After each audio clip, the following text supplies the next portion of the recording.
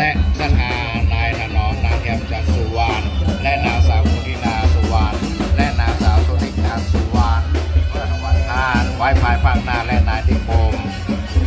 นางพิมบาศรีวิชัยพร้อมลูกหลานโอติสาส่วนโบนสงฆ์สอนการทำบุญฉลองลา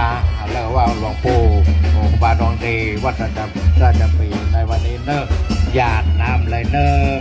ญาติอาวาลีวังอาภูลาบาลีภูเลเตสากาลังเอวังเมวัยสุนทาเมตนาอุปกาปฏิสิมาปฏิดังตุมาเมปะเมวะสเมตันโนทำให้บริโตสังกัปปัจจโตวัฒนาโสยถามานิโสตินาโสยถาเอวังมุขติและอาจารย์วันติโมหังวันนี้พิธีอภิเษกเหตุใหม่เมตนาแม่จิตเวชลาพร้อมลูกและนายถนอมนางเทียมจันทร์สุวรรณและนางสาวโกนิดาสุวรรณและนางสาวสุริกาสุวรรณและนายนิคมนางพิมพาศรีวิไลพร้อมลูกหลานและนายทรงวุฒินางเสเบิร์นอินแหลงพร้อมลูกหลานคนได้สัตว์ลงคงไฟ